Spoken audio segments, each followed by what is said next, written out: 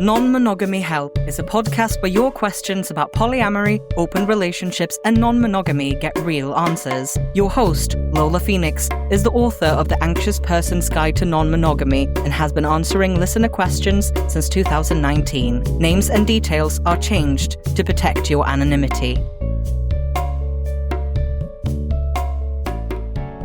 Welcome to episode 187 of the Non-Monogamy Help podcast. I'm Lola Phoenix. Please send your questions to ask@nonmonogamyhelp.com and they'll either be in the podcast or the column anonymously. You can let me know which one you'd prefer. If you want to read all the columns and listen to the podcast, you can get everything at nonmonogamy.help. Sign up to the emails on Wednesdays by going to nonmonogamyhelp.com/email. And you can follow the column on Instagram at nonmonogamyhelp and on TikTok at nonmonohelp. If you join the podcast shout-out support tier, then I will, with your permission, read your name at the end of the podcast. Before we get to the question, I am going to read a discussion question. And I keep saying this every episode, but if this is the first episode you've ever heard, then every week I put forth a little discussion question, this time from the Otter Being Polyamory conversation cards, which are little things you can use to get to know partners, usually with these polyamory conversation cards, because they might be weird to ask like your friends and parents. It depends on what kind of relationship you have. Get to know people a little bit more. You can get them at nonmonogamyhelp.com/cards and use 10% off using the non-monogamy help or non-mono help, all caps, at checkout. Anyway, this week's discussion question is, in what ways does your partner dating others influence how you feel sexually? So this is, like I said before in episodes, I sometimes talk about relationships that I've had, usually when when it's been interesting or related to the advice that I'm giving, or I fucked up in some way. But I don't always talk intimately about my sexuality, just because that's just not my deal. I think that if I and my partner like the same person, that's fun. And that can be a lot of fun things. That can be fun. If I am dating someone and they're dating someone else and I also fancy that person, it's like bonus. It's exciting. And that's kind of like the extent to which I think about that situation. But sometimes there have been situations, and I've said this about polyamory, is that I think when you're monogamous and you meet your partner's exes, you can kind of be like, oh, well, that's an ex, so they're different now. In all sorts of ways when it comes to exes that you meet. But then in polyamory, sometimes when if your partner dates someone who's a jerk, for example, and I've even noticed this with people that I have crushes on. If someone I have a crush on likes someone else who's a jerk, it kind of makes me go why do you like that person? They're a jerk. What about you sees this jerky behavior and goes I'm all over for that. I think that kind of negatively influences things sometimes. I definitely am more parallel and I try to be super independent, but I'm not gonna lie. If you fancy someone who's an asshole, it makes me think you might be an asshole too. I don't know. That's how I feel about it. Anyway, this week's discussion question is, I'll repeat it. In what ways does your partner dating others influence how you feel sexually?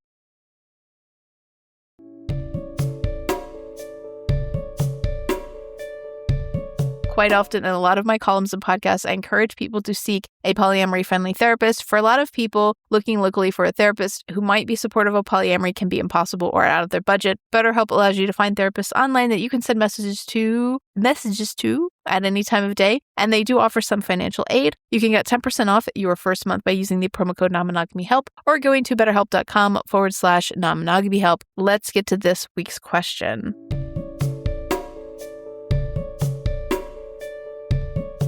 I'm currently in a situation where I have caught strong feelings for a friend of mine. We've known each other for about a year. We worked together and started hanging out at work and then hung out a bit more outside of work. We quickly discovered that we have a lot of shared interests and it became very easy to talk with them and enjoy each other's company. It was a platonic connection on my end until very recently when I developed romantic feelings for them and became aware of that, such as my demisexual life. Heard. The situation is complicated by a number of factors. Firstly, I have up until this point considered myself to be monogamous, although in the past year I've been generally curious about and engaging in conversations about polyamory. While my friend is polyamorous and in a primary relationship, Secondly, I'm also friends with my friend's primary partner, and we have a history of briefly dating for about 4 months about a decade ago. I decided to stop seeing them because they had said that they were interested in flirting and dating other people. At the time, I was completely closed off to considering polyamory. We went about our lives, and about 7 years later, they reached out to me to reconnect, which we did,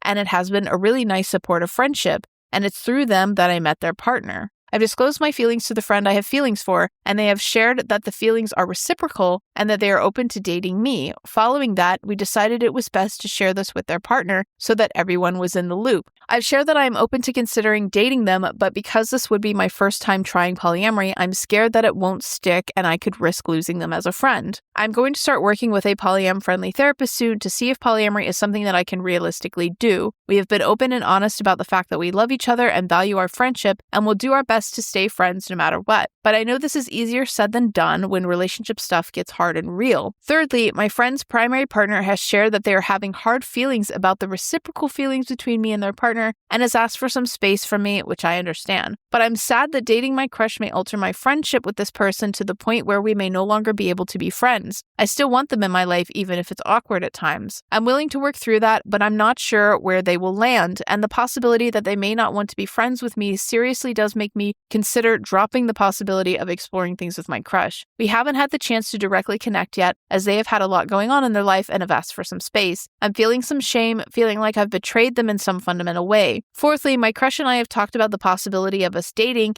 and how it would affect our friendship if things don't work out. While they are confident that we could remain friends, I'm scared that this may not be the case, and losing them from my life would be really painful. They've been very reassuring and share that they just want me to decide to date or not date them based on what I want and feel is best for me. They've been upfront about the issue of time, and that they would have less time for me as compared to a monogamous partner, but that they do have the capacity to love me deeply. And I shared that I would just need to figure out the scheduling to make sure that we're connecting in ways that feel consistent and reliable for me. Other things that may be important to this situation: I'm interested in exploring polyamory with this person because of how strongly I feel about them, because our communication is strong, very open and honest, and I genuinely feel secure with them, because I rarely experience this level of strong romantic attraction to people, and because I'm at a stage in my life where I'm realizing that even though I've oriented myself ideologically to some aspects of the relationship escalator, the way that I've actually lived my life is more congruent with the values held within non-monogamy/polyamory, and I'm curious to unpack that. Also, I am someone who is highly independent, needs a lot of alone time and solitude, and has interests and commitments outside of romantic relationships,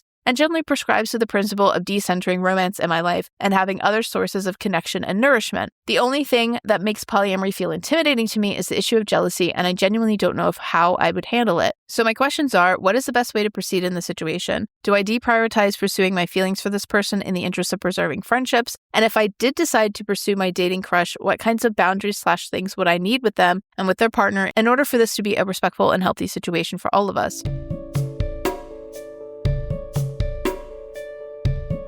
Hello, folks. I don't usually do reviews on the podcast, as I'm sure you know, but I do like to occasionally bring things to you that I think that you would enjoy. I've been doing this podcast for several years now, over 200 episodes, completely for free as a labor of love. So I don't usually necessarily get a lot of sponsors, but I like to handpick things that I choose to put in my podcast. I have been approached by sponsors in the past that are not so great, and this is an example of a company that has come to me to pay for an ad slot, but I wanted to provide an honest review of what I felt about their product, and that is Beducated. So I'm not new to courses, trained as a peer sexual health educator, and I can tell you that I very, very, very much wish that I had access to Beducated before. So there was a period of time when I had a brand new relationship and I was looking for tips, and I got a lot of the same advice: be enthusiastic, don't hold back, just be yourself. And as much as I loved the content creators who put out that advice, it's advice for people who are kind of brand new. And that's not bad advice, but I really, really wanted to find something more.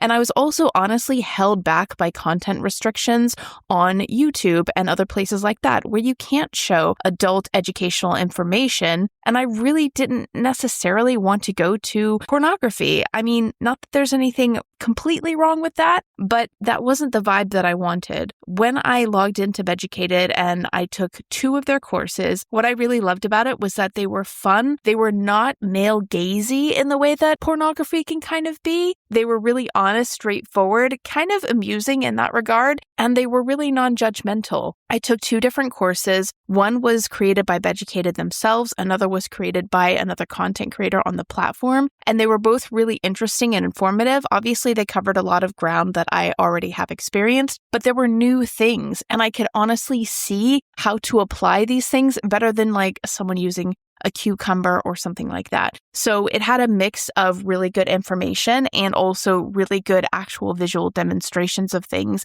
in a way that really was straightforward and non-judgmental. And I really loved that. And it really activated like my inner like sexy geek special interest. And I'm really keen on I actually stayed up until 1 a.m. watching a course, and I need to control myself. But it was really, really cool, really interesting. And I want to share it with y'all because it's really, really awesome. So I have a link in the description of this episode if you want to get on Beducated, and if you want to support me in what I'm doing, please use my link. If you DM me Beducated on Instagram, that's BEDUCATED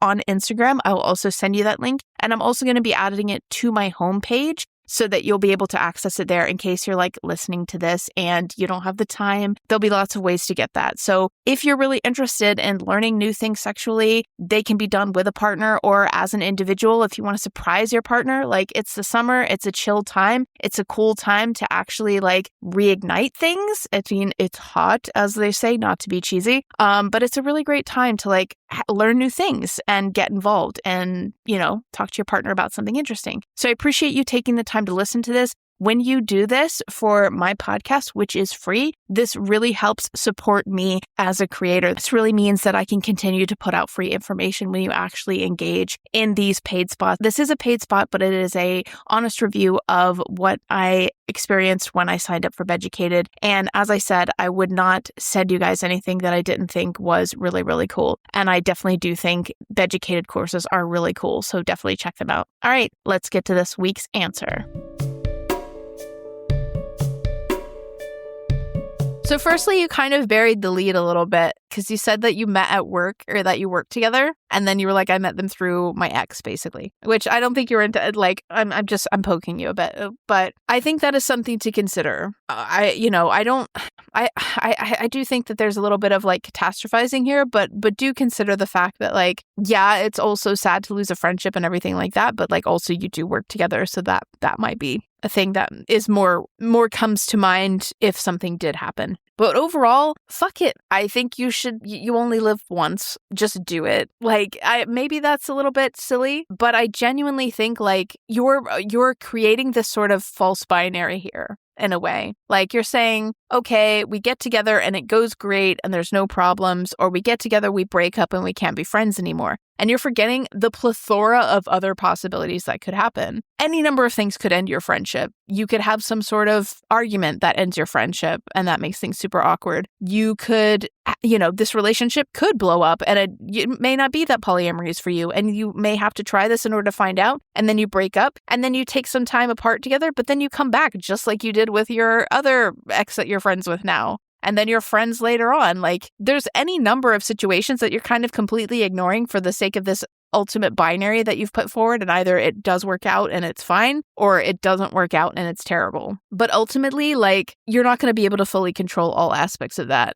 You're not going to be able to know for sure if polyamory is for you without actually trying it. There are obviously indicators and things that you and it does seem like you are aware of that. You are a super independent person. You are kind of thinking that okay, maybe this actually isn't what I want for my life. And that's super cool. But people can also do that and change their minds. I thought I wanted 6 children. I definitely wanted kids super passionately and then changed my mind. And when I got with one of my partners, actually, our initial plan, they did not want kids. And our initial plan was that we would be together. In 5 years, we would check in. And if I still wanted children and they didn't, we would break up. And I ended up not wanting children. We ended up breaking up anyway, but like that wasn't the reason. So like it might work for you. That might change. Like all sorts of things can change. You're never ever going to be able to prevent bad feelings from happening, or even bad things. Jealousy might happen. And I think that, all sorts of shit might happen. Heartbreak might happen. Like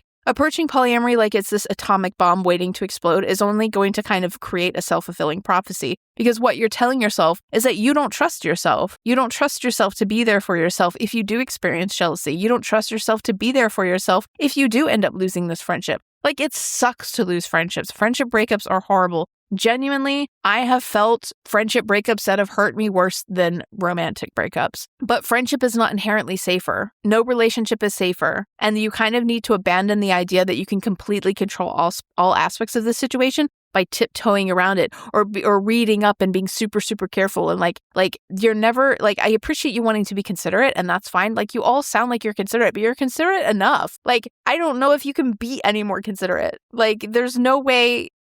You're like a princess in the pea level of considerate here. Like you've got that down, but you're not going to be able to prevent a breakup and like honestly, you could lose your friendship for any number of reasons. So really, if you both have feelings, you're both trying to be considerate as possible, you're both trying to see where this goes, fucking jump. Like piss or get off the pot. It's like what I want to say, but like that's not very supportive or helpful. But that's like genuinely, like just go. Like, just do it and trust that you will be there for yourself, that you will be able to communicate, that you will be able to talk with one another. Like, you're already looking for a polyamory therapist to help you out with stuff. Like, you're doing everything you can. So why not just try it? Trust that you've done your due diligence here, and you've done more than your due diligence. The other thing that I want to mention is that your friendship with your ex, who will become your Metamour, is going to change. Like, that will change, not necessarily because you've done anything wrong, but because them being a Metamour, it might be something like they're right to ask for a little bit of space, and they're going to have feelings about things, especially because your relationship ended because you couldn't do polyamory at the time. Like, so they might feel a way about that, and that's okay. They're doing the right thing by asking for space, but them being a Metamour means that you may not be able to confide in them in the way that you might if you were dating somebody who wasn't their partner. And that's something to be aware of. And that doesn't mean that your relationship can't be deep. Doesn't mean that your friendship can't be, like, your friendship together can't, like, still be enjoyable and, like, meaningful and supportive. But they might need to, like, there may need to be an ex-nay on discussions about, like, the relationship that goes on between you and your Metamour, because they might not be the best person to talk about those things with. So, like, one thing that you kind of do risk here with, like, the good amount of consideration that you have, but sometimes people are like so considerate and so careful that they kind of over communicate to the point where it's like they feel like they need to talk about everything, and everything has to be disclosed, and there's basically no privacy. And I don't think that needs to happen here. So I think that you've already done what you can do. And I think that you need to trust yourself a little bit more here. Okay, if the worst thing happens and it doesn't work out and they both hate you and they never want to speak to you again for the rest of your life, will that suck? Absolutely it will. Especially because you work with one of them. It will suck, but you will survive that situation. There are billions of people on this planet, and you will find another friend. Like, I know that seems quite cold to say, but I'm saying it because, like, you need to trust yourself and trust in your ability to take care of yourself, trust in your ability to overcome situations like this. Because if you kind of lean in to that fear, if you lean into the idea that you're not going to be there for yourself and that you can't trust yourself, then you're going to end up making decisions in relationships, not just this, but in any relationship, to save that relationship over saving yourself and saving the relationship that you have with yourself. The relationship that you have with yourself is one of the most important things, and take equal care into that relationship as you do with anybody else, because you can and you have survived a lot of things. And I'm sure that even if the worst thing were to happen here and, like, they, for whatever reason, they both end up never wanting to speak to you again, that's going to be sucky. It's going to be sad. But there's all sorts of sucky and sad things that could happen to you in this world and in this life. And you can't prevent and control all of them. and you can be there for yourself if those sucky and sad things happen. So if you have a situation that might be really fun and that might be enjoyable and that might be a really good relationship, try it. Because, okay, the worst thing that ends up happening, then you lose a friendship, and that sucks. And I'm not saying it doesn't suck, but there's all sorts of reasons why that might happen anyway. Like, get rid of, like I said, this dichotomous binary pattern that you've created in your head where it's like either this ends up being great or it ends up being terrible. There's so much more complexity to this situation than that. So yeah, to recap, YOLO, fucking do it. Just jump. Definitely consider the fact that the relationship you have with your ex who would become your Metamour might be a little bit different. Them asking for space is understandable. Like, you can respect that space. It might change your friendship. That's okay. It doesn't mean that you still can't have a supportive friendship, but I would definitely advise not using them to discuss stuff that happens between you and this new person who is their partner also. And yeah, no relationship is safe. I know that sounds really pessimistic, but I think when you abandon the idea that like anything is like inherently safe, then you have no other choice but to trust yourself, right? Also, like, not to be super pluggy here, but like my course might really help, because like things that you can do starting out in here is like, okay, how much time do you want for your own independent interests, your own independent hobbies, other friendships that you have? How much time does this person have to give you? Can you agree on set scheduled dedicated time is the thing I always talk about. And think about the physicality of those things. I'd also recommend my 101 and 102 articles. You can find them at nonmonogamyhelp.com/101 or /102. And those can be really helpful in like learning to let go of that need to like control every aspect of the situation, because you're not going to be able to control every aspect of that. And even if you never spoke to them again and you decided that monogamy was your deal and you're not going to try polyamory, you could meet someone and then it could go badly too. Like, there's no way to fully prevent something like that. So don't put it on yourself to prevent that by being extra careful and like tiptoeing around everything to the point where you're more concerned with controlling what's around you than controlling how you interact with yourself. So yeah, I hope that helps, and good luck. Thank you again for listening to episode 187. If you want to be awesome, please sign up to support. It really, really helps. Like, there's costs of running things, and so your support, even like a little bit of $5 a month or however it is, can really, really help with that. And if you join the podcast shoutout support tier, then I read your name at the end of the podcast, which is now my current podcast shoutout supporters are Mike Kender and Claire Nilo. If for whatever reason you can't give financially, you can always join the free tier on the same, like, nonmonogamy.com /subscribe. There's a free tier where you'll get everything in your inbox on Fridays. There's an earlier email that goes out on Wednesdays if you want to get a sneak peek at nonmonogamyhelp.com /email. I also like send discounts and other fun things. Take a screenshot of the podcast, share it to your stories, and tag me. Rate and review the podcast on any platform you can. It's also super helpful. And yeah, check out my course if you are interested in non-monogamy, you're new to it, you want to like get started with actual tasks that you can do. It's a self-paced audio-based course. You could do it all in 1 week if you really want to, or